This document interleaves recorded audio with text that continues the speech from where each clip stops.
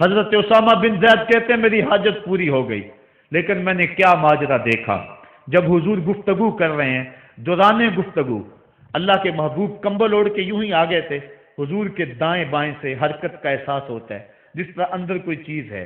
میری حاجت پوری ہوئی تو مجھ سے نہ رہا گیا، میں نے پوچھ لیا، میں نے کہا بندہ نواز یہ کیا ماجرا، آپ کمبل اوڑھا ہوا ہے اور اندر سے کسی کی حرکت کا احساس ہے۔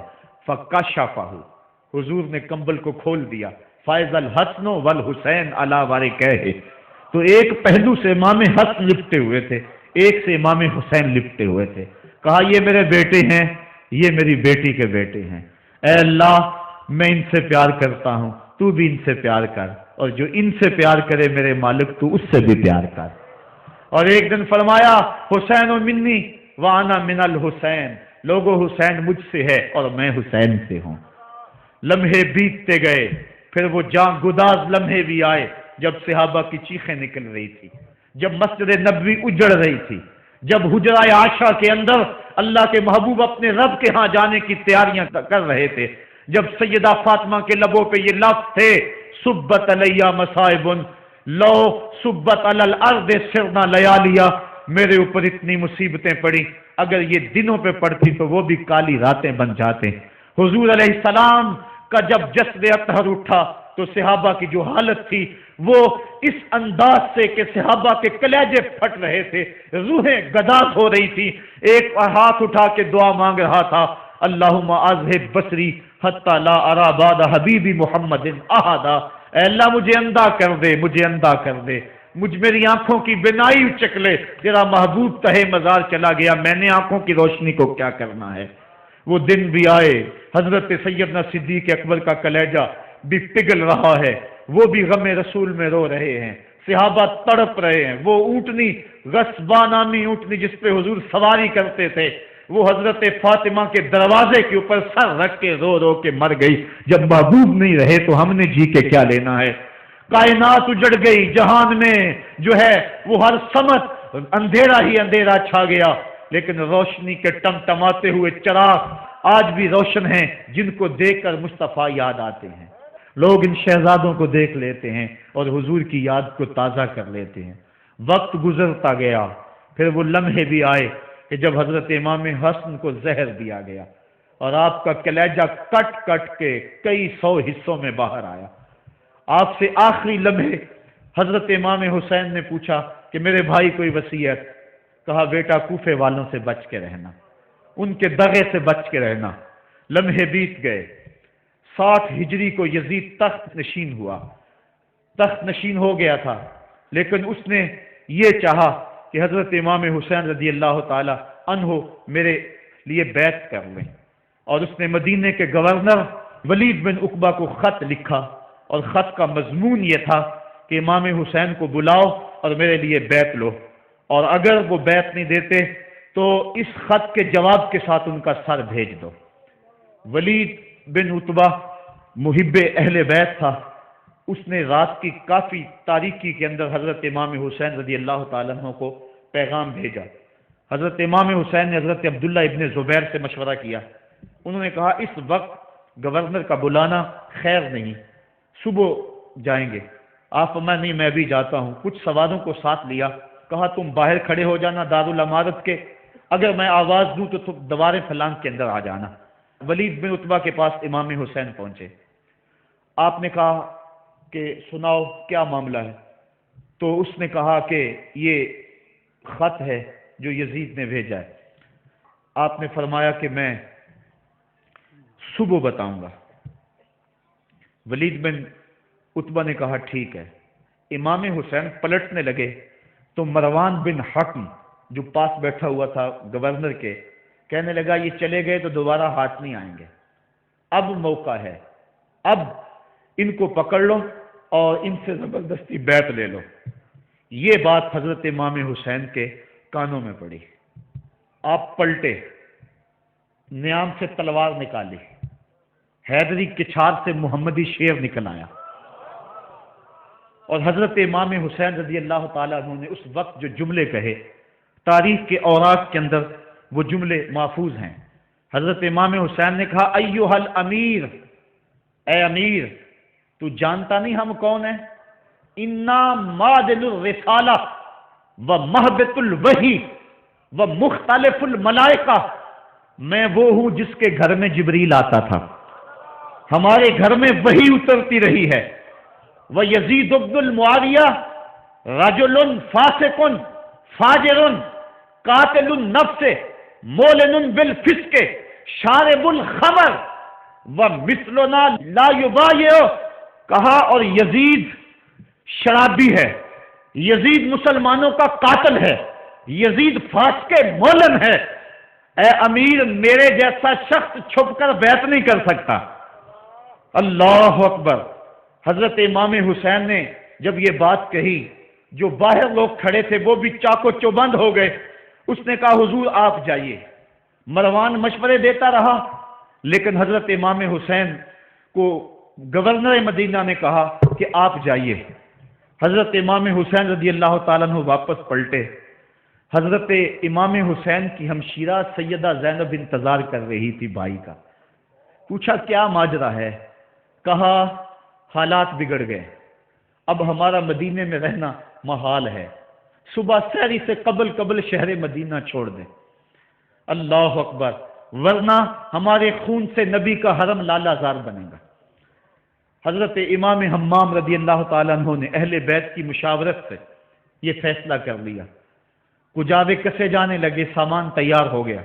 حضرت محمد بن حنفیہ کو کہا کہ تم یہاں رہو اور تم خبر پہنچانا کہ پیچھے کیا ماجرے ہوتے ہیں، اور مکے کی طرف میں سفر کر رہا ہوں۔ کہانی لمبی ہو رہی ہے اور وقت کے دامن میں اتنی گنجائش نہیں ہے کہ پھر کس طرح شہر مدینہ چھوڑا ہوگا۔ حاجی جاتے ہیں 8 دن اور 8 دن کے بعد مدینہ چھوڑتے ہیں۔ ان سے کوئی پوچھو کہ مدینہ چھوڑنا کتنا مشکل ہے۔ وہ کیا کسی حاجی کو لوگ مبارک دے رہے تھے؟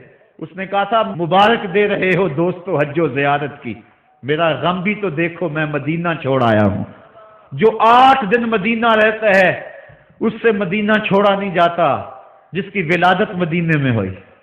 جو کھیلتا تھا تو مدینے کی گلیوں میں، جس کے گھر کا دروازہ مسجد نبوی میں کھلتا تھا، اس حسین کو مدینہ چھوڑنا قیامت ہوگی۔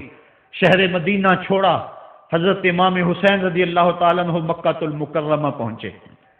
وہاں رمضان گزرا، حالات وہاں بھی بگڑتے گئے، مسلسل خط آتے رہے کوفے سے۔ کہانی طویل ہے۔ 8 ذو الحج کو حضرت امام حسین رضی اللہ تعالی عنہ کوفے کی طرف عازم سفر ہوئے۔ حضرت عبداللہ ابن عمر، عبداللہ ابن عباس رضی اللہ تعالی عنہما اور دیگر صحابی ہاتھ جوڑ کے کھڑے ہو گئے، بلکہ حضرت عبداللہ ابن عباس نے تو یہاں تک کہہ دیا کہ میں دیکھ رہا ہوں کہ وہاں تمہیں شہید کیا جائے گا، آپ اگر ضرور جاتے ہیں تو ان بچوں کو چھوڑ دیں۔ حضرت امام حسین فرماتے میرے غم گسارو، میرے پیارو مجھ کو نہ روکو، مجھ کو جانے دو، مجھے نانے کے دین کی ڈوبتی کشتی بچانے دو۔ میں جاتا ہوں کہ دنیا پر وفا کا نام رہ جائے، میں رہوں نہ رہوں پر عظمت اسلام رہ جائے۔ میں نہیں جاتا تو نبی کے گھر کی آن جاتی ہے، لوگوں تمہارا دین جاتا ہے، میری غیرت ایمان جاتی ہے۔ کہا مجھے جانا ہوگا۔ 8 ذو الحج کو لوگ کعبہ کی طرف آ رہے ہیں اور کعبہ دلہن کی طرح سنورا ہوا ہے، طواف کرنے والوں کا جھرمٹ ہے، حاجی حج کرنے آ رہے ہیں، لیکن حضرت امام حمام کسی اور حج کی تیاری کر رہے ہیں۔ کسی نے کہا حج تو کر جائیں، اتنی مرتبہ مدینے سے پیدل چل کے آئے اور آج تو مکہ المکرمہ میں موجود ہے۔ کہا پیچھے ہٹو، جو حج میں کرنے جا رہا ہوں وہ نوکھا ہوگا، وہ نرالا ہوگا، تم بھی طواف کرو گے، میں بھی طواف کروں گا، تم طواف کعبۃ اللہ کا کرو گے اور میں خیموں کا طواف کروں گا۔ ایک حج تمہارا ہے، ایک حج میرا ہے، تم بوسے لوگے جس کے حجر اسود کے میں اپنے فرزند کا منہ چوموں گا۔ لوگوں ایک طواف تمہارا ہوگا، ایک طواف میرا ہوگا، تم آب زمزم پیو گے، میں پیاسا رہوں گا، اور تم کبھی صفا پہ کبھی مروہ پہ دوڑو گے، میں کبھی علی اکبر کی لاش اٹھانے جاؤں گا، کبھی میں قاسم کی لاش اٹھانے جاؤں گا، کبھی اون و محمد کے تڑپتے ہوئے لاشوں کو اٹھانے جاؤں گا۔ لوگوں ایک حج تمہارا بھی ہے، ایک حج میرا بھی ہے، جب تم حج کر لو گے تمہاری سائی مکمل ہو جائے گی تو تم سر مڈا کے احرام کھول دو گے، اور جب میری سائی مکمل ہو جائے گی تو میں سر کٹا کے احرام کھول دوں گا۔ تم سفید احرام پہنو گے، میں سرخ احرام پہنوں گا، اور وہ حج قیامت تک کے آنے والے حجوں کی آبرو ہوگا۔ حسین اگر نہ شہید ہوتا تو آج گھر گھر یزید ہوتا، اسلام کی عظمت عیاں نہ ہوتی، خدا کے گھر میں اذان نہ ہوتی، بار الہ نوحہ سناتا پھرتا، تا روز جزا اشک بہاتا پھرتا، امداد نہ کرتے اگر کربلا میں حسین، اسلام تیرا ٹھوکریں کھاتا پھرتا۔ کربلا کی تپتی ہوئی ریگزار میں حضرت امام حسین نے جبر و ظلم کے خلاف جس خود سے کھڑے ہو کر عظیمت کی داستان رقم کی، 10 محرم کا دن تھا، جمعے کا یوم سعید تھا، بیچ کربلا کے میدان میں دوپہر کے وقت جب نبی کا خاندان اجڑ رہا تھا، ایک ایک کلی اس چمن کی کٹ رہی تھی، 72 افراد 22,000 کے لشکر جرار کے مقابلے میں کھڑے تھے۔ وہ یزید جس نے اس کے علاوہ بھی بڑے جرم کیے، جس نے جو ہے وہ 1700 صحابہ کو مکہ المکرمہ میں شہید کیا، جس نے 700 حفاظ کرام کو شہید کیا، جس نے حضرت ابو سعید خضری کی داڑھی نوچ لی، جس نے مدینے کے اندر مسجد نبوی کے اندر گھوڑے باندھے، جس نے جو ہے وہ 3 دن تک مسجد نبوی کے اندر اذان نہ ہونے دی، وہ یزید آج کربلا کے تپتے ہوئے ریگزار کے اندر آل رسول کے ساتھ ظلم کی وہ داستان رقم کر رہا تھا کہ قیامت تک آنسو سسکیاں نہیں تھمنے پائیں گی۔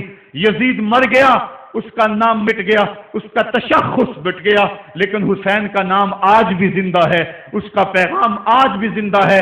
یہ ہزاروں کا مجمع، یہ امٹتے ہوئے محبتوں کے جذبات، یہ آنسوؤں کا خراج دینا، کیا یہ حسین ابن علی کی زندگی کی دلیل نہیں ہے؟ کون ہے جو یزید کا نام لیتا ہو؟ آج اگر کوئی یزید کا نام لیتا بھی ہے تو سر جھکا کے لیتا ہے۔ میں کہتا ہوں کیسا تمہارا لیڈر ہے جس کا نام لینے سے قبل شرمندہ ہوتے ہو، جس کا نام لیتے ہوئے شرمندہ ہوتے ہو، جس کا نام لینے کے بعد پسینہ پسینہ ہوتے ہو۔ تم اپنے قائد اور لیڈر کا نام لیتے جھجکتے ہو، گردن جھکا کے دائیں بائیں دیکھ کے نام لیتے ہو، اور جب ہم نام اپنے آقا کا لیتے ہیں سر اٹھا کے لیتے ہیں۔ اے حسین ابن علی تم پر سلام۔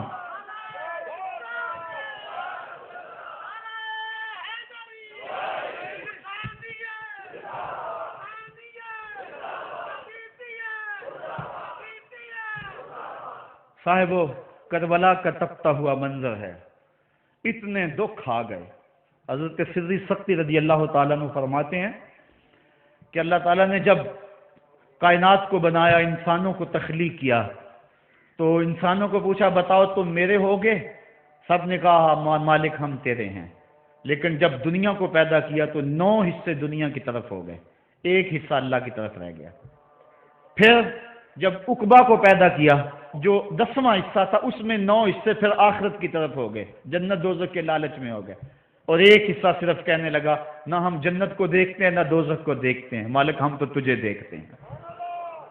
پھر جب اللہ تعالیٰ نے بلاؤں کو پیدا کیا، آزمائش اور امتحانوں کو پیدا کیا، تو 10ویں حصے کے اس 10ویں حصے میں پھر 9 حصے جو ہے ٹوٹے ہٹ گئے۔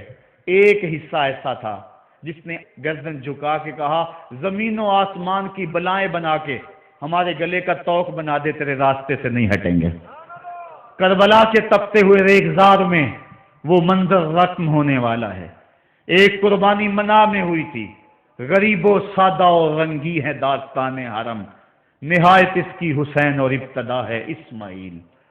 وہاں دمبا آ گیا، آگے 100 اونٹ آ گئے، اور آج اللہ اکبر، حضرت امام حسین کربلا کے تپتے ہوئے ریگزار میں 22,000 کے لشکر کے سامنے کھڑے ہیں۔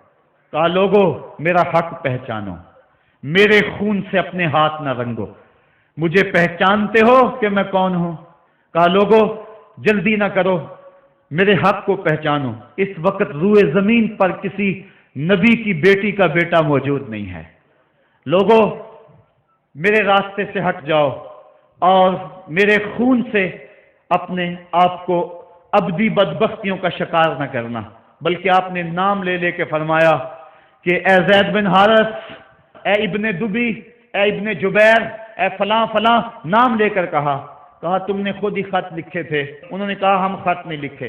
آپ نے وہ چمڑے کا تھیلا تھا اس کو الٹ دیا، کہا یہ تمہارے خط ہیں اور آج تم مکر گئے ہو۔ انہوں نے کہا کہ سیدھی بات ہے، یا تو بیعت کرو اور یا پھر مرنے کے لیے تیار ہو جاؤ۔ حضرت امام حسین نے کہا کیسی بات کرتے ہو، اگر میں نے بیعت کرنی ہوتی تو مدینہ کیوں چھوڑتا، اس جائے پناہ کو کیوں چھوڑتا؟ دولت کی تجوریاں کھول دی گئیں، پیشکشیں کی گئیں۔ حضرت امام حسین فرمایا یہ کبھی نہیں ہو سکتا، جس سے صرف حق ہی قبول ہو، یہی جس کا اصل اصول ہو، جو نہ بک سکے جو نہ جھک سکے، اسے کربلائیں ہی راز ہیں۔ پھر جبر کی آندھی چلی، ایک ایک کر کے جانثار راہ خدا میں قربان ہوتا گیا۔ پھر خاندان نبوت کی باری آئی، حضرت علی اکبر، حضرت امام حسین کے جوان سال بیٹے راہ خدا میں جان پیش کرتے ہیں، بھتیجے قاسم رضی اللہ تعالیٰ عنہ جان قربان کرتے ہیں، حضرت عباس کے قلم ہوتے ہیں بازو، جو خود جا سکتے تھے وہ خود قربانی پیش کرتے ہیں، اور صاحبو اب یارہ نہیں، جو خود جا نہیں سکتے تھے آپ خود ہاتھوں پہ اٹھا کے فرات کے کنارے پہ لے جاتے ہیں۔ کہا جو آ سکتے تھے وہ تو قدموں پہ چل کے آ گئے، اور جو قدموں پہ نہیں چل سکتے تھے میں انہیں اٹھا کے لے آیا ہوں۔ پھر ایک دو شاخہ تیر ہلکے اصغر میں پیوست ہوتا ہے، خون چلو میں دے کر آسمان کی طرف اچھالتے ہیں، اور پھر اللہ کی بارگاہ میں عرض کرتے ہیں ربنا تقبل منا ھذا القربان، میرے مالک حسین کی یہ قربانی بھی قبول فرما لے۔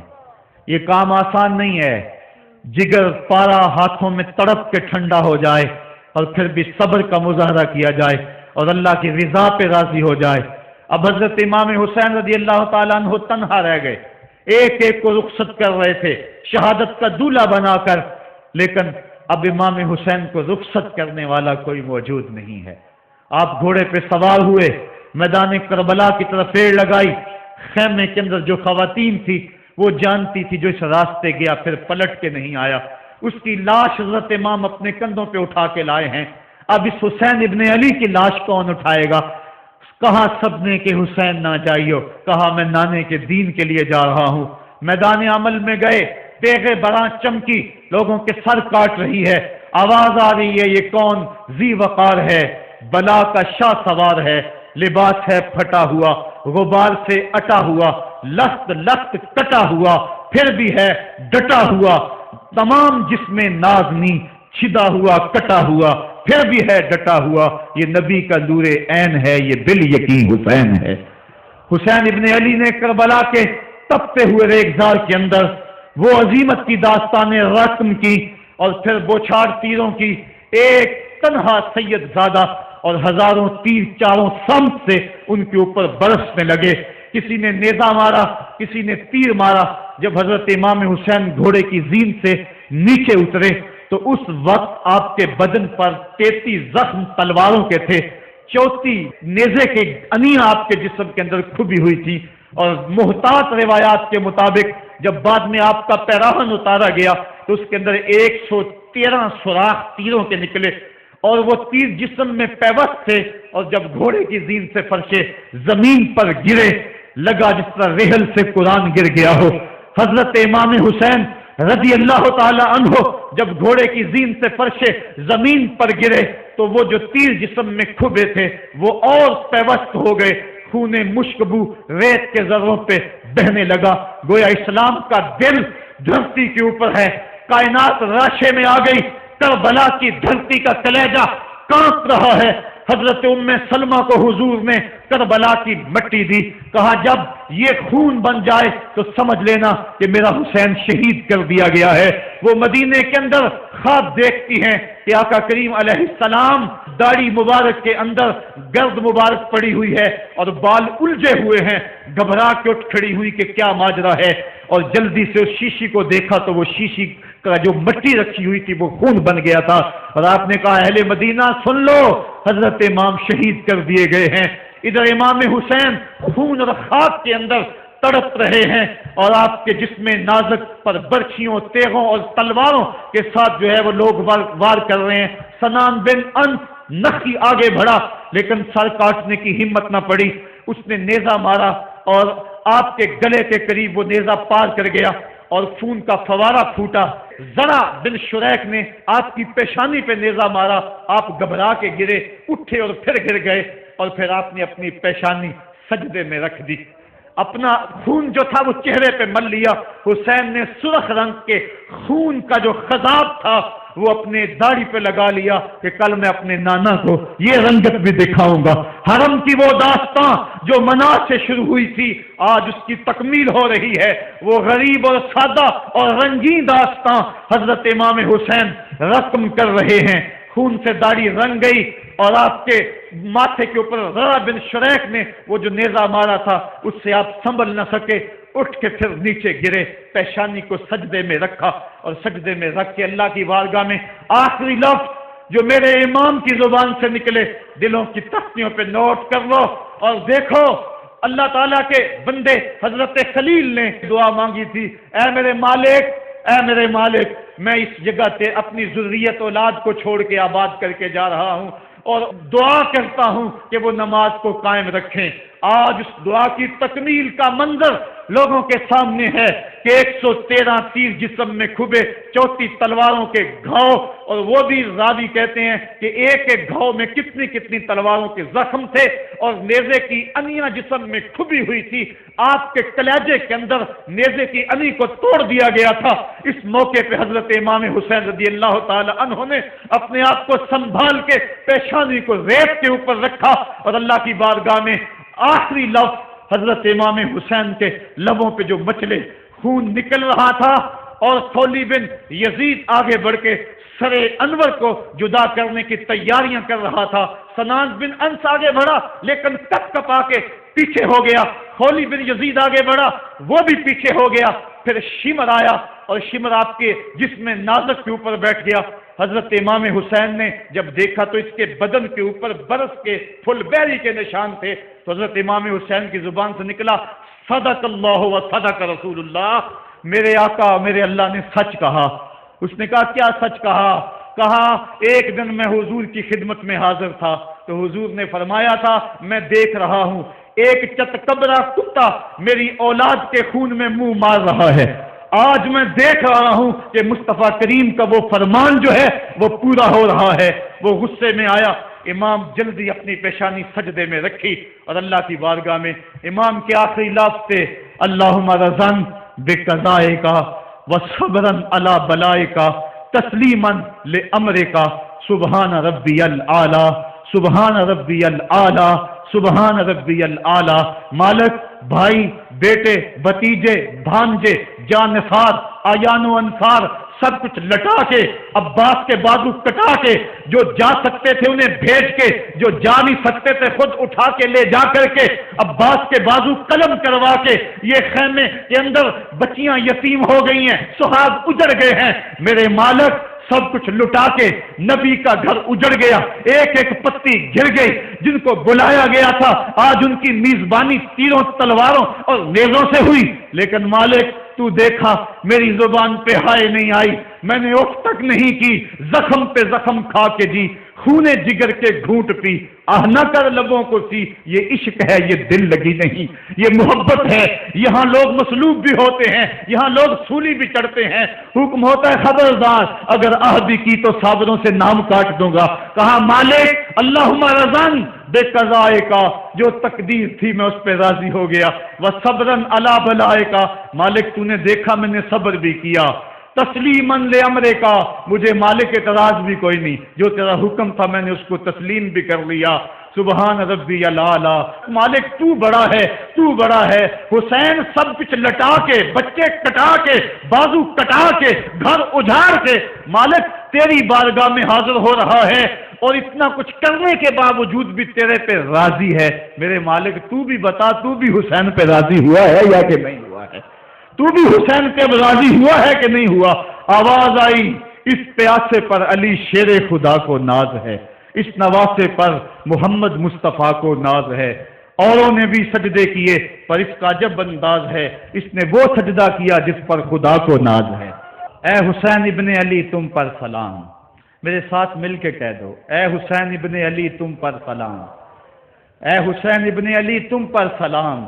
یہی وقت تھا جب خاندان نبوت لٹ رہا تھا، دوپہر کا وہی سما، وہی لمحے، ان ہواؤں کو ہاتھ جوڑ کے کہو ہمارا سلام کربلا والے آقا کے حضور پہنچا دے، اور عرض کرو اے حسین ابن علی تم پر سلام، نازش آل نبی تم پر سلام، تم پہ لاکھوں رحمتیں لاکھوں سلام، اے شہیدان محبت کے امام، لالا گوں لالا بدن لالا کفن، اے چمن اندر چمن، زندگی ہی زندگی تیری حیات، اے حیات اندر حیات، افتخار ملت بیضا ہے تو، رب کعبہ کی قسم یکتا ہے تو، فخر کا دل میں دریچہ باز کرنا چاہیے، جن کا تو آقا ہے ان کو ناز کرنا چاہیے۔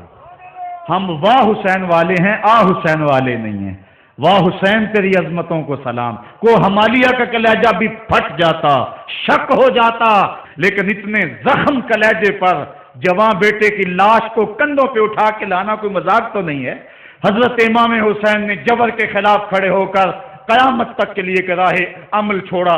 حضرت اقبال خراج پیش کرتے ہیں، آ امام عاشقاں پورے بطول، سروے آزاد دبستان رسول، اللہ اللہ بائے بسم اللہ پدر، مانائے ذبح عظیم آئے بسر، سرخ رو عشق غیور از خونے ہو، شوخیے این مصرع از مضمونے ہو، تا قیامت قطع استبداد کر، موج خونے ہو چمن ایجاد کر۔ اقبال کہتا ہے کہ عشق غیور کے چہرے پہ جو سرخی اور بانکپن ہے وہ حسین ابن علی کے خون کا صدقہ ہے۔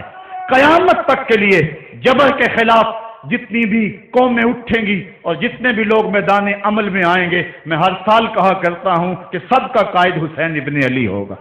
مہاتما گاندھی نے جب اپنی قوم کو کہا برطانوی سامراج کے خلاف کھڑے ہو جاؤ، اور قوم سے خطاب کرتے ہوئے مہاتما گاندھی ہندو نے کہا کہ تم کہو گے وہ حکومت جس کی سلطنت میں سورج طلوع اور غروب بھی ہوتا ہے، اس سے ٹکرانا حماقت ہے، خودکشی کرنے کے مترادف ہے، لیکن اس کے باوجود میں کیوں کہہ رہا ہوں کہ اس سامراج کے خلاف کھڑے ہو جاؤ؟ مہاتما گاندھی نے کہا تھا اس لیے کہ میرے سامنے حسین ابن علی کا کردار موجود ہے۔ آج پوری دنیا کے اندر ظلم اور جبر کی ہوائیں چل رہی ہیں، اور اس وقت امت مسلمہ کو کردار حسین ادا کرنے کی ضرورت ہے۔ اگر ہم نام حسین ابن علی کا لیں اور کرتوتیں اور لچھن سارے یزید والے ہوں تو یہ لفظ حرف حرف اور قدم قدم حضرت امام حمام سے منافقت ہے۔ آؤ اگر میں نام حسین لیتا ہوں تو گھر بھی اجڑ جائے، حق کا پرچم کبھی نہ گرنے دوں۔ میں اور آپ اس عزم کے ساتھ میدان عمل میں اتریں۔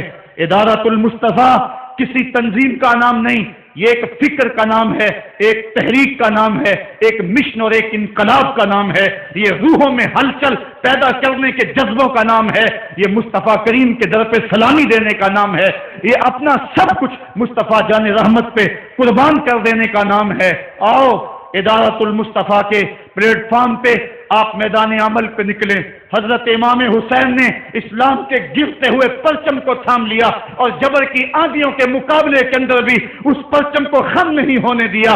آج میں اور آپ ان کا مشن، ان کی فکر لے کر میدان عمل میں نکل آئیں، قرآن کا پھریرا بنا کر، قرآن کا پرچم ہی سینوں میں تھام کر، اہل بیت کی محبت اپنے سینوں میں لے کر میدان عمل میں نکلیں اور قرآن کی دعوت گھر گھر دیں۔ اور اب رکنا نہیں، اب تھمنا نہیں، فردوس میں جا کے دم لینا، آفاق کے ہر گوشے میں قرآن سنا کے دم لینا۔ اب یہ اٹھنے والے قدم آگے بڑھتے رہیں، یہ درس قرآن کا جو قافلہ ملک کے طول و عرض کے اندر روا دوا ہے، اس میں ایک جوش پیدا ہو جائے اور اس کے اندر ایک انقلاب پیدا ہو جائے۔ کوئی گھر ایسا نہ رہے، کوئی بستی ایسی نہ رہے، کوئی کان ایسا نہ رہے جس کان تک قرآن کا نغمہ نہ پہنچنے پائے۔ ادارۃ المصطفیٰ کے جوان سال مبلغ گلی گلی کوچے کوچے پھیل جائیں، اور جو داعی ہیں، دعوت دینے والے ہیں، اگر وہ خود پیغام پہنچا سکتے ہیں تو اشہد بلال عند اللہ اشہد، بلال کی اشہد بھی اللہ کو قبول ہے۔ وہ ٹوٹے پھوٹے لفظ لے کر میدان عمل میں نکل آئیں ورنہ وہ سیڈیز لے لیں، وہ اور کچھ کتب لے لیں، وہ دین کا نعرہ لے لیں، وہ پیغام حق لے لیں اور گلی گلی کوچا کوچا اسوہ شبیری اور نام حسین کی دہائی دیتے چلے جائیں۔ آج میرے وطن میں منافرت کی ہوائیں چل رہی ہیں، صوبائی عصبیتوں کے طوفان اٹھ رہے ہیں، پاکستان کا جو حامی ہے حرامی ہے کہ نعرے گونج رہے ہیں، پاکستان نہ کھپے کی باتیں ہو رہی ہیں۔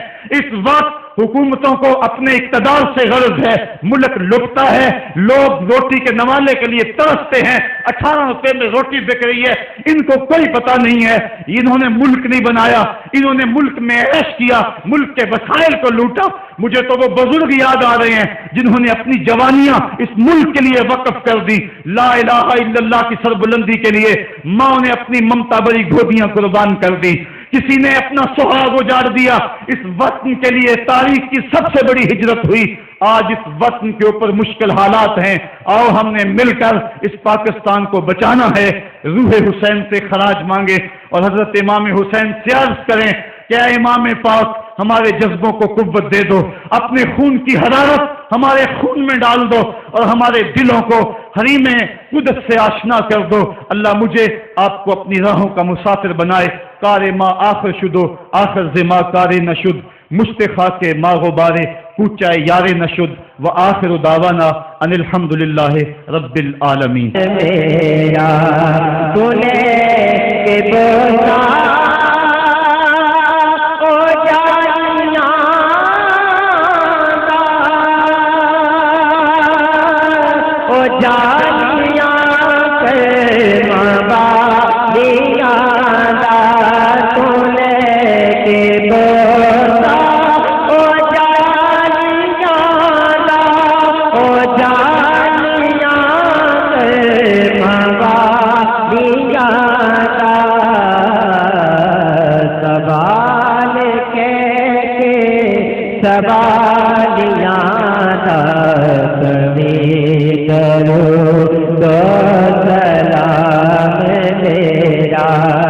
اور ہوائے اتنا سوال میرا مدینے ہوے گزر جے تیرا، ہوائے اتنا سوال تیرا مدینے ہوے گزر جے تیرا، مدینے موے گزر جے تیرا، تو لے کے روزے دے گرد تیرا، کبھی درود و سلام میرا یا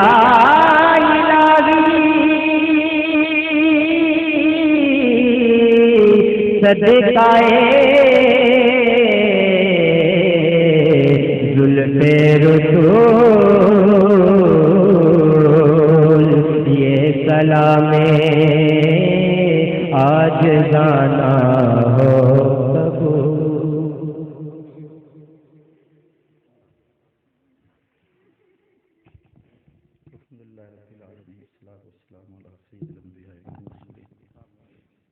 میرے مالک رحمتوں سے بھر دے، وقت کی بہاریں دے دے، مقدر کی خزائیں رخصت فرما دے۔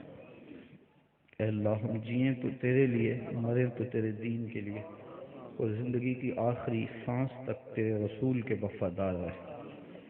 ہر علت، ہر قلت، ہر ذلت سے رہائی دے دے، اپنے پاک نبی کے در کی گدائی دے دے۔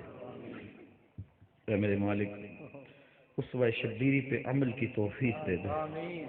اے اللہ ہمیں راہ حق کا مسافر بنا دے۔ اے اللہ ہماری ساری زندگی تیری وفا میں گزرے، ساری زندگی راہ دین میں گزرے۔ اے اللہ سانسوں کی دھڑکن تیرے ذکر کے ساتھ چلتی رہے۔ اے اللہ جتنے لوگ دور و نزدیک سے آئے، اے اللہ ان کے آنے کو قبول کر لے۔ اے اللہ اس اجتماع کی برکتیں سب کے پہنچنے سے قبل سب کے گھروں تک پہنچا دے۔ اے اللہ جو دکھی آئے ان کے دکھ دور کر دے، جو مقروض آئے ان کو قرض سے نجات دے دے، جو پریشان آئے ان کی پریشانی دور کر دے۔ اے اللہ جو گناہوں کے مرض میں مبتلا ہے انہیں گناہوں سے نجات دے دے۔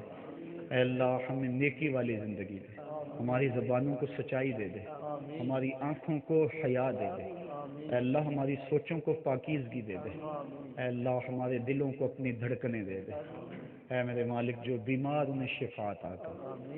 وصلی اللہ تعالی علی النبی الامین وآلہ وصحبہ اجمعین برحمتک یا ارحم الراحمین۔